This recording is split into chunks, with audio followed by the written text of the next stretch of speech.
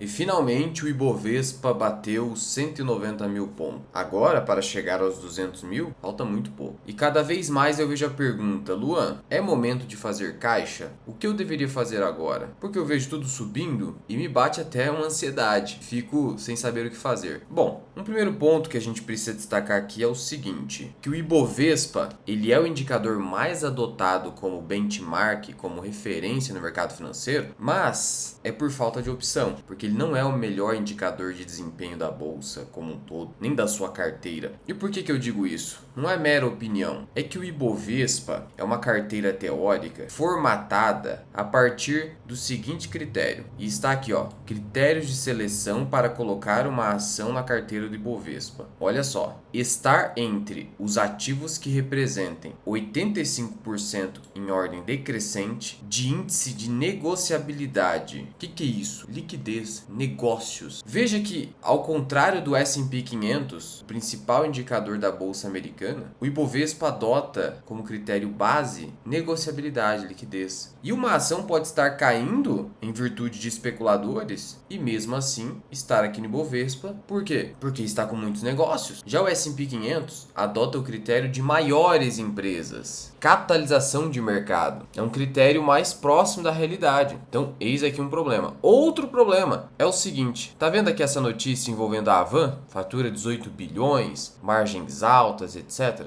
Uma empresa gigante. Essa empresa não está na bolsa de valores.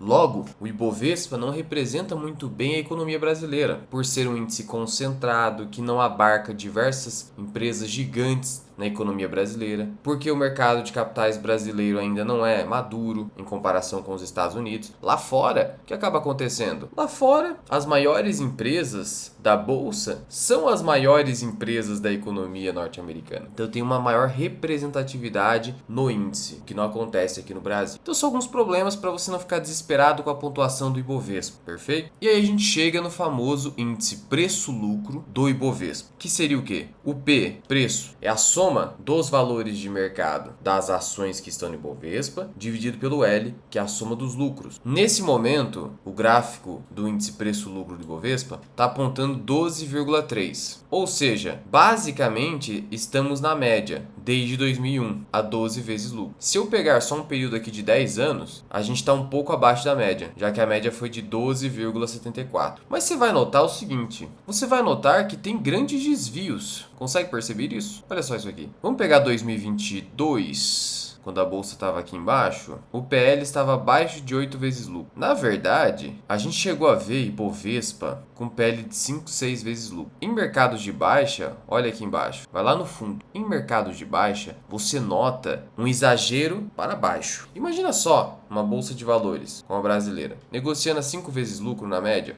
Sabe o que isso significa? Se eu dividir 100 por 5 vezes lucro, eu estou falando que o pessoal está exigindo 20% ao ano de retorno para investir na bolsa brasileira. Você não acha que o pessimismo aqui é exagerado? 20% ao ano. E isso se as boas empresas da bolsa não crescerem o seu lucro. É como se fosse estático. Agora, se tiver crescimento, aí é muito mais do que 20% ao ano. Se você reparar bem, quem pegou boas empresas, especialmente ali em 22, até agora, obteve mais do que 20% ao ano, se comprou no fundo. Eu vou pegar aqui o exemplo de uma empresa gigante, top de linha no setor bancário, que é o Itaú. Se a gente pegar aqui os últimos 5 anos, a rentabilidade do Itaú foi de quase 300%. Olha só o retorno, mais de 30% ao ano. E aí eu te pergunto, como assim, né, cara? 30% ao ano? Mais 100% em 2 anos? Muito mais que 20%? Por que a bolsa negociou num patamar tão baixo assim? Porque o mercado é psicológico. Mercados são seres humanos. E como disse o Schopenhauer, tá vendo isso aqui? O psicológico humano é um pêndulo. Ele vai do medo à ganância, da ânsia de ter e o tédio de possuir. São os extremos. Não é como se, olha só, chegasse aqui na média e pronto, parou por aí. Não vai subir mais. Não tem mais potencial. Agora vai cair, porque tem que ficar abaixo da média. Como a maioria dos investidores, pensa aqui comigo, a maioria dos investidores ingressou na bolsa a partir de 20, 21, quando a bolsa derreteu, e aí ficou até pelo menos 23 ali sem alta, 24 teve queda, o pessoal ficou ancorado nesses preços extremamente baixos. O PL de 5, 6 vezes lucro do Ibovespa virou uma âncora. E eu via muita gente, cara, nossa, como eu via, sem critério nenhum. falando assim: bolsa nos 120 mil pontos tá cara, vou vender. Talvez tenha acertado um topo ou outro, mas eu queria entender caro com base em quê? É sempre pura intuição, impressionante. E afora isso, tem a âncora. O que é a âncora? Se eu falar para você agora um número aleatório, ou se eu mostrar para você os primeiros números do seu CPF ou do CPF de alguém, sei lá, qualquer número, eu vou criar na sua cabeça uma âncora, uma referência. E se eu te fizer uma pergunta na sequência, tipo assim, quantas pessoas existem na África? Quantas pessoas existem na Europa? Ou quantos neurônios aproximadamente tem o nosso cérebro? Sabe? Se você souber a resposta não vale, mas se você não souber, você provavelmente vai ficar ancorado, vai ou colocar um número pouco acima ou pouco abaixo daquela referência. É o que pode estar acontecendo aqui com o pessoal que está preocupado, porque está ancorado nesse passado recente de Bovespa lá embaixo. Lembrando de novo que Bovespa não representa a sua carteira, pelos motivos que eu trouxe inicialmente. Então não é como se batesse na média, fosse para baixo. Se a gente de fato estiver num ciclo de alta mais duradouro, como eu comentei em outro vídeo, vai superar a média, talvez até com folga, não sabemos. E há ainda outro detalhe, esse índice aqui, ele é dinâmico, tem duas variáveis, claro, você só está muitas vezes olhando para o preço, mas e o lucro? A Selic ainda não caiu, e quando a Selic cair, já falei sobre isso, você vai ter um impacto direto no L do indicador preço-lucro, de muitas empresas, porque muitas empresas, nesse ciclo de juro muito alto que a gente teve, elas acabaram se alavancando muito, financeiramente falando, ou seja, o endividamento cresceu demais, porque no Brasil você toma a dívida como? Com base no IPCA mais uma taxa, ou com base no CDI mais uma taxa. O CDI acompanha a taxa Selic. CDI e Selic são praticamente páreos, de tal modo que a Selic caindo, o CDI também cai. Se o CDI cai, empresas que possuem um nível de dívida mais alto são impactadas positivamente. Que agora, o que acontece? Eu, empresa, vou pagar menos de juros para os meus credores. Então é ruim para os credores, mas para o acionista, que recebe o valor residual, a última linha do demonstrativo de resultado de exercício, esse acionista é beneficiado. Porque o acionista tem direito ao lucro líquido. E o lucro líquido vai ser maior com a queda no juro brasileiro. Eu gosto de dar o exemplo da Multiplan, que é uma empresa excelente e que vale ressaltar o seguinte, ela tem quase toda a sua dívida hoje, que não é pequena, endividamento quase 2,5 vezes EBITDA. O teto que a gente adota são 3 vezes EBITDA. Não é pequenininho, até porque no histórico aqui da Multiplan, você vai notar que raramente ultrapassa esse número. 2021 ultrapassou, tem momentos que nem tem dívida, então é isso aí. E quando você vai aqui no último relatório financeiro, olha só, ao final de 2025, a dívida bruta da Multiplan totalizava 5,4 bilhões de reais. Do total, 95,9% estava indexado ao CDI.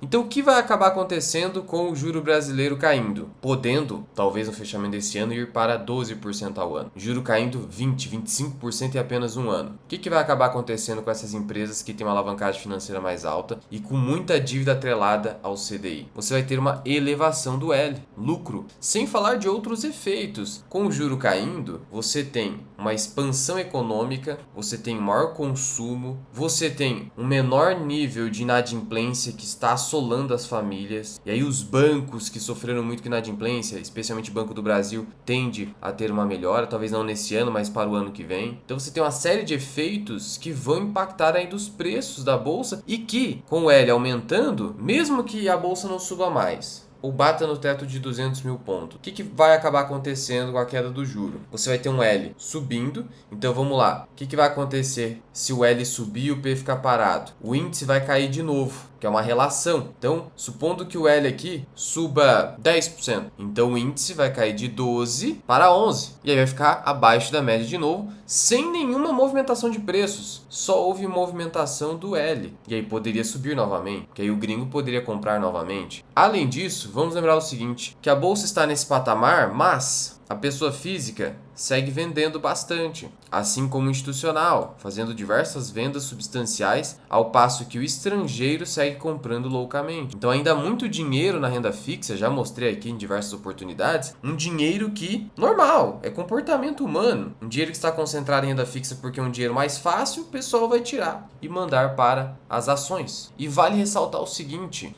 há diversas ações que negociam com índice preço-lucro muito abaixo de 12. BB Seguridade, 7,5, projetado 8, 8,5. Petrobras, 6,5. Odontoprev, que costuma negociar com múltiplos mais altos, abaixo de 12. Sanepar 6 e assim sucessivamente. O próprio Itaú, que subiu loucamente, abaixo de 12 ainda. Agora, olha o problema da âncora, da ancoragem. Eu vou pegar aqui Itaú só os últimos 12 meses. A ação subiu 80%. Olha só que doideira. Uma ação óbvia entregou um retorno absurdo desse aqui em apenas um ano. Olha o que acontece. Se eu, eventualmente, comprei ações aqui em janeiro, fevereiro, e aí as ações subiram até aqui, uns 30%, e eu fiquei nessa loucura de fazer vendas, eu vendi, total ou parcialmente, e depois eu perdi mais uma alta de 40%. A verdade é que não existe topo. Existe o quê? Empresas com lucros em declínio. É isso que existe. Ou empresas em declínio. Empresas que estão perdendo fundamentos. É isso que existe. Porque se você tem uma empresa cujos lucros continuam numa crescente, não existe topo. Simplesmente não existe. Então cuidado com a âncora. Nossa âncora está muito pessimista. E veja que provavelmente nem tem trade de eleições ainda. Veja que a gente ainda nem conseguiu experimentar um superávit fiscal. Algo que pode acontecer, seja com o governo ajustando as contas públicas, o que eu acho bem difícil, seja com boom de commodities, como a gente acaba se beneficiando historicamente. E será que não pode haver um boom de commodities? Porque eu sei que a China não cresce o mesmo tanto. Por outro lado, as commodities não são demandadas apenas por conta do crescimento da China. Tem crescimento da Índia, de países africanos. E as commodities são a base, inclusive para a inteligência artificial.